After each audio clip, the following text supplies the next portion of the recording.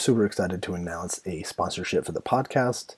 It's The Smoke Sheet, which is a barbecue newsletter that I've been subscribed to since day one. It's incredible, full of barbecue event information, as well as barbecue news, openings, closures, podcast information, YouTube videos, a recipe every week. It's really cool. It's just sign up and get it, and I've always found incredible information. One of the things I really love about it is that it does have a lot of event information, because I'm always the last to know about an event. I'm really busy, and it seems like some great barbecue event has come and gone before I even knew about it. So this way you can stay on top of it. I'll put a link in the comment section below, so that way you can sign up for it. I guarantee you're gonna love it. In this episode, I get a chance to talk to Ken Goodman, the photographer. This one is awesome. He's deep within the world of barbecue, and you're gonna love.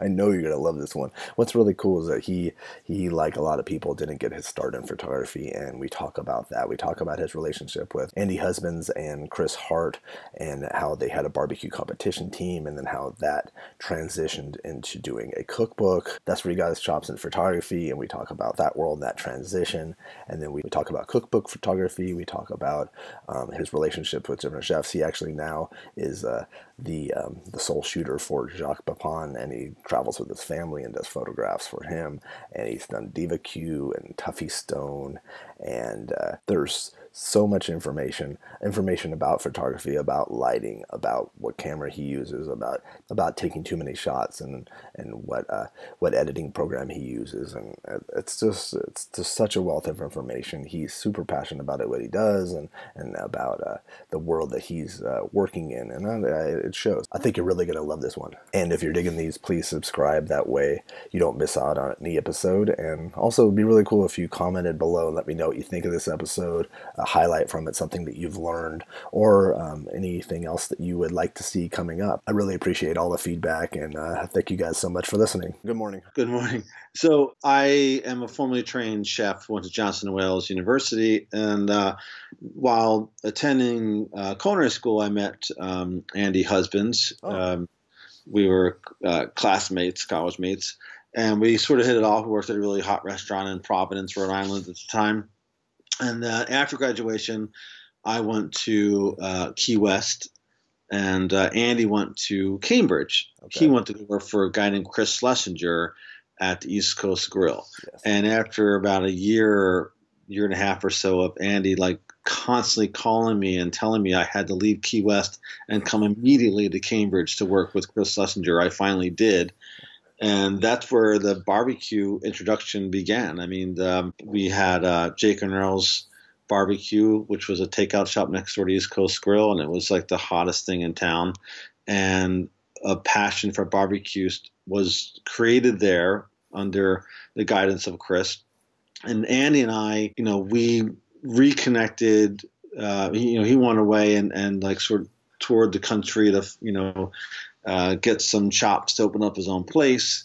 And then we reconvened in the barbecue world as a barbecue team. Is it IQ? It was PBR Social Club. We had several names over the years, but it was started by Chris and Chris Hart and Andy Husbands were the founders of, hey, let's have a team. And sort of it went back and forth for a long time in terms of who was involved in the team, but I was involved fairly early on. And we just started competing and having a blast and, getting some recognition. I mean, we started to win competitions that were sort of outside the area of Boston and New England. Yeah. We won the Jack, obviously, in 2009 was a huge year. Yeah, that's crazy. Yeah, I was going to talk about that. That's amazing. I wasn't there that year, which haunts me to this day. I was on vacation. I was actually in Barcelona when I got my phone rang at 4 o'clock in the morning at some crazy time with Chris literally crying on the phone, telling me we won the Jack. And then I'm crying in the bathroom at my hotel. You weren't there. I wasn't there. I was devastated. The one time I didn't go to Jack in 10 years and we win. So I will never live that down. But what happened as a result of that, I was transitioning from being a chef to a photographer. I started to get sort of burnt out with the culinary scene. I didn't want to own a restaurant, and I was out of things I could do and without being my own boss. and I wanted the more freedom. And so I took a year off, and I was like sort of finding myself, and then discovered photography almost by accident, right at the same time where we were getting a book deal on the heels of winning Jack from a Boston-based publisher. Said, Okay. hey, it's a great story. You guys won the Jack. You're a New England-based team. Let's do a cookbook. And somehow we convinced the publisher, Andy and Chris especially, that I would need to photograph the book if it was going to happen. That's crazy. Now I am a brand new photographer. I have no idea what I'm doing still. And yet, I'm tapped to do this book. And it was a trial by fire kind of situation for me. But it created more of this confidence that, this is good. This is my new career. Like, I'm not going to, keep sort of being wishy-washy about it. I'm a photographer now. But going into that, that's interesting, because going into that, so what did you do? What did you do to prepare yourself mentally, or what did you take additional classes, or did you never took a class? I was going on YouTube like every night and watching tutorials for hours and hours. It was because I went to night school through YouTube. And there's a ton of content on YouTube, tutorials and everything else. And so I would just pick a topic and, watch hours and hours of that topic based, all sort of based on digital photography. That's great advice. Learning and learning. I didn't have any cameras. I had to rent cameras. My wife had a little tiny, like very, bottom of the rung DSLR camera, a Nikon D40 that I used until I was like, I need to rent cameras for events or for the book until I could afford to buy my own cameras. Or I finally decided in September of 2010 that I would register as a business, and then I can get a business loan and buy some cameras. So that's interesting, because there's probably people watching this that will wonder, I'm really into photography. What do I do? And it's not an easy route, but it's something. I never in my wildest dreams thought I would be a photographer ever, until it just sort of started to happen. I was like, taking some photos, liking it, putting on Facebook, getting good feedback, and ignoring it at first, because I was putting photos on Facebook to try and drum up like a side business of like catering, like private events. And so I was photographing, dinner parties at my house to see if it was like, something I could drum up into a business. Interesting. And all these people were commenting on the photos, not so much hiring me for private chef events. They were coming on the photos. And so it slowly started to evolve in this thing that finally I decided that I was going to take a leap of faith and start a legit sort of on the books tax, company. And then that was my way in to go to the bank and get a loan to actually buy some equipment. What was that book that you guys did? If people want to see it. Wicked Good BBQ. Oh, it was for Wicked Good. Oh, those photos are great. Barbecue, yeah. They're probably in your mind. They're probably like, those are not my favorite photos, but I look back at that book and I go, God, I wish I could photograph that book again. I'm dying to reshoot that book. There's a lot of good photos in the book, and it's a great. It's so well written. Yeah, maybe it's just the book itself is amazing with the photos. It's all like a big Yeah, I don't cringe at those photos, but I would love to shoot that book again with the knowledge I have now. I mean, I've done 34 books now, so it's like, looking back at those first 10 or 12 books, I'm like, wow, I could really love to do those over again. But I'm proud of it still. I mean, it's one of those things that it was growing for all of us. We all had to learn how to do it. Now, I'm about to do another book with Andy, our 5th or 6th book together. It's like, you hardly talk about it. It's like you just get it done. I mean, Pitmaster came out this year. Chris and Andy's latest book, Pitmaster, and it gets easier now. We know the business better. We're all smarter. We're all better at it, and so each book gets a little better and better. And that cover is just amazing. Oh, thanks. Yeah, that cover happened. That was one of those things where that was, Chris had made that beef rib. It looked great. We were in his house. That was taken in the vestibule of his front door. Oh, wow. It was it was like kind of later in the day. The only light that was available, because it was all natural light, the only light that was available was right at his front door. I stood up on a little ladder, and there was like a cast iron skillet underneath of it. And he just held it out with his black glove, and we took the shot, and it became the cover. It's gorgeous. That's a great book, but that cover is sick. Like you notice that on the shelves if you're walking around. It does pop, for sure. It's one of those, amazing things that happens in the, heat of the moment, and you don't know what you're going to get till you get it. And then as soon as I saw it, I knew it was going to be something special and probably a cover shot. Some people thought it was too phallic-y and it might not work on the cover, but I was like, it's clearly a rib. It's clearly a rib, yes. That's so funny. People are funny. So from that first book, from Wicked Good BBQ to how did you make the transition to? What happened was, luckily for me, the publisher that published Wicked Good BBQ liked what we did, liked the content, and I liked the relationship that I had with several of the people that I was interacting with through the whole process. And they were patient with me, and they gave me lots of good advice. And so Andy and Chris were going to do another book, Wicked Good Burgers, and the sort of Wicked Good theme was starting to happen a little bit. And then other books were coming up that this publisher had talked to me about maybe being interested in photographing. And then one of the key people, that first publisher, moved on to create his own publishing company called Page Publishing, and his name's Will Keister. And Will and I got along really well, and it's like, I like this guy Will, and I want to follow him where he's going. And so we started doing books slowly, Page Street, and each one, just another success story. And I don't know. What was the next barbecue book you did? BBQ was among one of the earlier ones. BBQ? BBQ's book. That wasn't with Page Street. That was with Random House, but that was an early on barbecue book. Yeah. I did a few books with Bill Gillespie, and he's another one of those great barbecue competitors, New England-based competitors. He's won the Jack as well. Yeah. And he's still out there kicking ass. Yeah. With Smoking Hogs, and we've done 3 books now, and his books are just absolutely fantastic. What's the process if people? Because a lot of people don't know about that world. What's the process in making a book? Do you go to like a studio, or are you mostly going on site with them? There's many ways to do it. If you ask 10 photographers, you get 10 different answers. Okay. For me, no, I didn't have the technical prowess coming into it where I would, I could understand lighting scenarios. So I was trying with false light because it was seemed like it'd be the easiest thing. It was like a, constant light source that never changed. And then, but I was also taking photographs outside of natural light, and I just realized that, for me and my taste, I was digging the photos in natural light much better than the ones in studio light. And I also liked the fact that I was going on location where the author was comfortable. That's helpful. So a studio and making this sort of static environment that no one was familiar with, I was having much better success going to Chris's backyard, and dealing with natural light.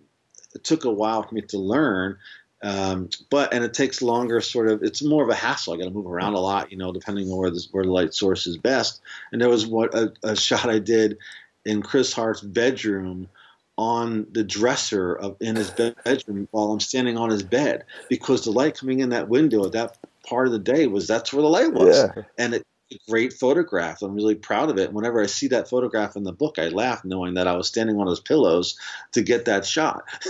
That's amazing. It's so funny. These are 2 little scoops that Right. So I do favor location. I like to go to where the author is because he or she is familiar with that space. It tends to go a lot faster that way. I shoot fast. I also do a lot of my own styling, for coming from a chef background. I'm fairly versed in plating food, and I can jump in, and I got mad knife skills, and I can get us back on track if need be. You had the sensibility, Yeah, so I tend to not work with food stylists. I have, and I do enjoy it when it happens, but I think the majority of my books have been just me, the author, and 1 or 2 helpers, and we can do a book in 3 to 5 days, versus it would take some people 10 to 14 full shoot days with a group of 12 people on set. I think it's interesting too, because you seem to photograph people as well as food. And a lot of people are just strictly food photographers or portrait. Or initially, I was saying yes to everything because I just wanted to get experience. So I was shooting for anybody and anything that came my way. And then after a few years of doing that, I realized that I was only really happy when I was photographing food and music. So I decided that if I narrow my focus and just, focus on those two disciplines primarily, that I would do things that, gave me lots of joy. Yeah. And I would feel better doing. Every time, I leave my house and my family to go and work, I want to be psyched about it. And I wasn't being psyched going to shoot a wedding. It was like, I hated it. But every time I shot a food event or I'm around food people or music people, I love it. Yeah, yeah. So when I'm away and I'm not at home with my family, I'm picking assignments that excite me. That's smart, and that's great advice for almost anything. But it's hard to get up in the morning or, like you said, leave something special like your family if it's just drudgery. I'm my own boss. I sort of I realize that if I narrow my focus, I can probably put my energy and time into just those disciplines, and pick and choose my battles. And so now everything I do, I try and have it linked to chefs and musicians, food and music. I do a few things that are outside of that scope, but the majority of what I do is those two lanes. I want to talk about who you photograph within, specifically within the barbecue world. But is there anybody that you get starstruck? Has there been anybody that that photographed that, or that someone that you're so, like, not enamored with, but just something that like holy hell, I can't believe I'm taking a picture of this person. Sometimes, and this happens still today, I'll be in a situation, I'll look around and go, how the hell did I get here? Especially earlier on when I was in rooms as a photographer that I had no right to be in. I was not at all skilled enough to have that assignment, but I just, it worked out that way. Mario Batali was a guy I worked with for many, many years, very closely with his foundation. And working with Mario was one of those situations where, all his friends are famous. So I'm in a room with all these famous people, and I go, geez, like, there's, it's Bill Clinton and The Edge and Michael Stipe and Jimmy Fallon all in one room. And I go, what the hell am I doing here? Yeah, if you go through your feed, like, yeah, that's true. But you belong just as much as anybody else. Yeah. Keep my cool and doing the best I can do and not freaking out. It's very rare that I ask to take a photo with the talent that I'm with. Yeah. As I'm just not my style. Yeah. I work now with Jacques Pepin. I'm going actually to Boston later today when we're done this call, actually, to go to Boston and working with Jacques. Gosh, what an icon! I've loved him since I can remember. Food and television, food. I mean, it's just he's the soul of food. Almost. Yeah. So getting to know him and his family, just get to meet him once would be an amazing thing. So the fact that now I work with him and his family and I'm their photographer and I can travel with them, that's a really special thing for me. And that's not ever going to be lost on me, the fact that I've gotten to be personally connected with people like Jacques Pepin. That's so neat right there. Same thing with Mike Mills. I'd see Mike Mills at a barbecue competition, 15 years ago and shit my pants. I'm like, oh, Mike Mills is here. Like, oh, he's a god. The fact that I'm so close with him and Amy now, and I got the chances to photograph Praise the Lord, which was an amazing thing for me. That given my reverence for that family, for Mike and Amy, and having the opportunity to work with them. I mean, I got my whole hog on. Yeah, I was going to say you're wearing that, and then yeah. I mean, I'm part of the choir, they're my people, and to photograph Praise the Lord was just a gigantic privilege that I did not take lightly at all. Oh, so people like that, yeah. Quickly, let's transition. You're doing their whole hog extravaganza. You're one of the speakers, right? Well, I've been photographing it for the last 6-7 years. Yeah. I think I've done all but the first one I photographed. Oh, wow. And then about 4 years ago, Amy asked me if I could also do something where I can talk about photography and namely smartphone photography and how to use it for social media. For business. So yeah. That's kind of grown over the years, and I've given this class now in other areas, not just with whole hog, and it's sort of the content changes because smartphone technology changes, the way we use social media has changed. For sure. So, but I still give that class every year, just basics of how to hold the phone, how to use your phone properly, a little bit of lighting probably, and yeah. Yeah, all the lighting especially. Lighting's so huge. Yeah, yeah. Yeah, and me being a natural light photographer, I stress that a lot. Like, half the photograph is just finding the best light, and more than half, and then you're in good shape after that. So you've recently done Tuffy's book, right? Tuffy Stone. We did Cool Smoke, and Tuffy's another great example. I mean, when I first met Tuffy, I was floored by it. Like, I knew him from afar, and I knew he was a nice guy. But at competition, you don't want to bother people, and you have very small windows to interact with people. And when I know if someone comes in our tent in our area during competition, it takes something out of what you're trying to do, or you're trying to rest, or you're trying to focus on turn-ins, whatever it is. So I was always sort of, I kept my distance to a lot of those people. But finally with Tuffy, I got to know him through, we were at some kind of competition, Chris and I, and Tuffy was there, and we were talking cameras. He had Leica cameras, and we're like, oh, we have something in common besides barbecue. We're talking about cameras now. And I took a photograph of him at that competition, and he used that photo for his profile picture for years. And I was like, oh my God, Tuffy's using my photo for his profile picture. And then, we got closer and closer as time went on. And when he asked me to do his book, it was one of those moments of like just disbelief. Like I was so thrilled to do it, and it's one of my favorite books. It's such a great book, and I'm so happy to be a part of that. And his whole team that was involved in that book, start to finish, was fantastic. So I hope we get to do another one. Oh, that's really cool. And these stories are nice because it just kind of shows the passion behind the book. That it's like and then people and people too will see the book and will know that he put a lot of work into it, but also so much work. He was so, he was so dialed into the process. He hired an amazing food stylist, Libby Summers, and we went to Richmond where he lives. Like, again, like going there, to where Tuffy lives and breathes, made it more comfortable for him. Like, it was better. He knew the spots to go to for all those lifestyle images, and he can go home each night to his family, and that means a lot for an author, especially a first-time author, to have some sort of comfortability in that space. It's always a sort of daunting thing, and I try and talk people off the ledge. Look, it's going to be a lot of fun. Don't worry about it. It's going to be great. But it's nerve-wracking. It's not a normal thing. It's a lot of work in a very small period of time. There's a lot of pressure. And so Tuffy handled all that in stride and was so prepared. And he's just like that in life. He's a spreadsheet kind of guy. He's geeky. That's true. It is. He is business minded. Yeah, very business minded. So I wasn't surprised that it went so smoothly. But even then, like, he was nervous as hell for going into it. Like everybody is, even me.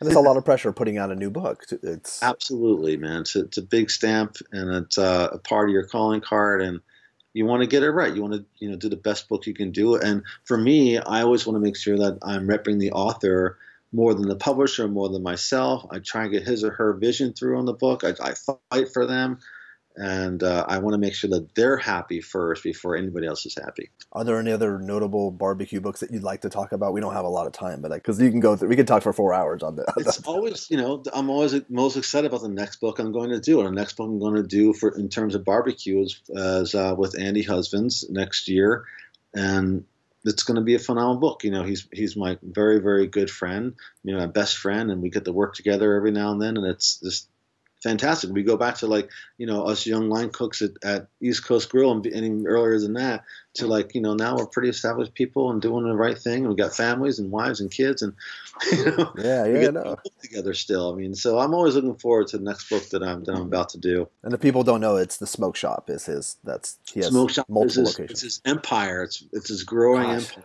I can't talk a lot about the book itself, but I can let the cat out of the bag in certain respects and say that we'll be shooting a book next year. How was your relationship with other photographers? With Robert Jacob Lerma, Wyatt McSpadden? Robert and I finally met at Memes in May, 4 years ago or so. I was just at his house a couple weeks ago. I was in Austin for an assignment, and I said, let's meet up and let's get a drink and have dinner or something. And he gives me an address to meet him at 6 o'clock. I'm like, okay, well, we'll see him at a place. He goes, it's my house. I'm like, God, man.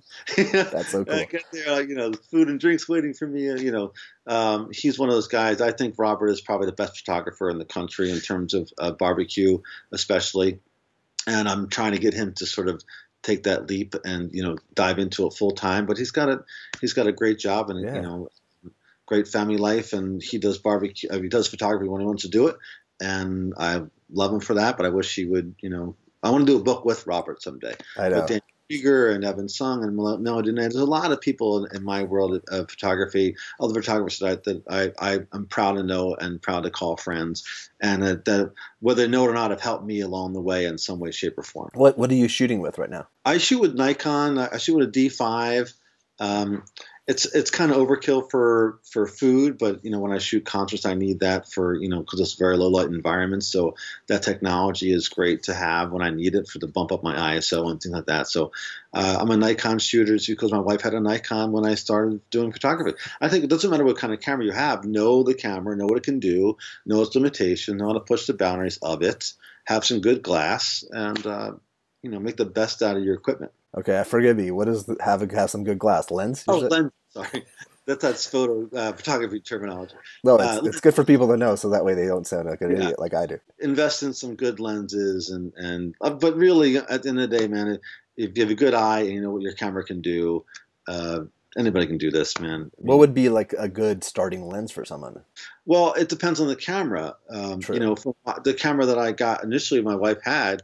It came with just a very low end lens, but I couldn't put big lenses on that camera because it was not the right format for it. So I didn't know until I went to larger cameras that certain lenses can only fit certain bodies, and the fancier the camera, the fancier lenses that can go on it. I see. But I took some great photographs with that kit lens that my wife had on that small little camera. And from some of my earliest pictures I love and were shot on that kit lens, the lens that comes with the camera in the box, and that little tiny DSLR camera that she had. So I learned how to use that to my advantage, and it had its limitations, but I knew what they were. So would you recommend getting into photography for somebody that, or more so just as like a passion project? Well, for me, how it worked for me is like, I didn't consider it a career. I picked it up as a little bit of a hobby, I guess. And as I was doing it, I discovered that I liked it. I didn't realize I was going to like it at first. And look, if someone said, "Here's a camera, go shoot NASCAR," well, I don't like, that might not have been my thing. I don't like NASCAR, and I might have been really turned off by it. But the first thing I did with my camera was go to the James Beard house and photograph the Voltaggio brothers in their very first James Beard dinner. How cool is that? That was one of my first things I ever did. I called James Beard, asked them if I can do it. I reached out to Voltaggio Brothers management. They all said yes. I said I'll do it for free. And so out of the gate, I was like, wow, this is awesome. Hanging out with Michael and Brian. They just did Top Chef. And now I'm in James Beard Foundation house with them, shooting their dinner with my little cheesy camera. That's what got the bug going for me. Yeah, that's so cool. How do you handle? I've always wondered this with professional photographers taking thousands of photos. How do you handle like sifting through to is it just? I've gotten better at workflow. I use Lightroom, and so I've gotten better at how I take on the images and process them. It still takes hours and hours to do. And that's why I give a rate now. I should be horrible at billing for myself. Be like $100. And it's like, wait a minute, I have to bill for not only the time that I'm there physically, but it's going to take me in post, the hours it's going to take me to go through and sift through all these images and master them and send them back to you and hold those files for forever as raw files in my system. And they're big files. The raw files are huge. And my giant camera, the raw files are gigantic. So I pay a lot of money for storage and external hard drives and cloud storage and all this stuff. But the workflow got better for me as the years went on. At first, it was horrible for me, and I was taking a lot more pictures. Spray and pray is what they call it. So I would go and I would take 3,000 images in hopes to get 300 good ones. Spray and pray. That's what I do. I think. I don't take as many pictures. I don't have to. So I come back from an event and I only have 800 pictures, and I'm going to get 500 great ones out of that if I want to. Okay, that makes a lot of sense because I've always wondered. You better get at the fewer to pictures you take because you're not worried about not getting it the first few times. Like I know when I'm taking the photo, I'm locked in with my settings, I'm exposed properly, so I take less photos now. And you have more confidence in what you're like and how you're shooting. It's way more. I'm very confident now. You're always nervous about going into something. I'm nervous about my gig tomorrow night with Jacques. But I'm also when it gets going, I'll be confident once I get rolling that I'm doing the right thing. Do you just have one camera, or do you like bring 3 or 4? I use 2 cameras for events because I have different lenses, focal lengths that I need to capture.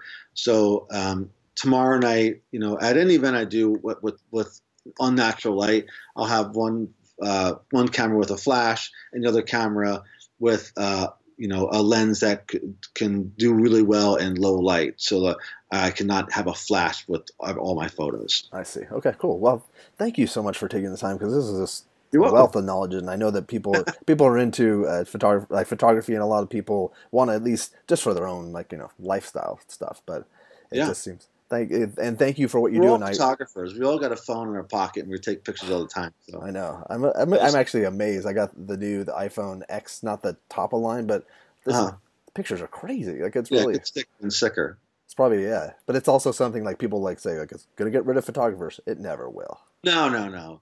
Photographers aren't going anywhere, and neither are cookbooks. Cookbooks are that's a business that's never going to die out. People like the tangible nature of cookbooks, and photographers we're doing fine. Nice. I'm not worried about it. And work on that book with Robert Jacob Lerma. You have to do that. Robert and I, we're good friends, and I want him to do some more stuff. So I feel honored to call him a friend too. He's such I love him.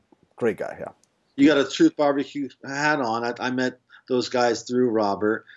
So Leonard is have through Robert. So it's hard. That's another reason why I'm doing this, because I kind of want to document the barbecue world and food world as it is. But it's also people like you, people like Leonard and Robert. They're great humans. That's great people to be around. A lot of great people in this industry, man. No doubt about it. Well, excellent. Let me know next time you're in Los Angeles. I'd like to get a drink. All right, man. Got it. All right, cool. Have a good one.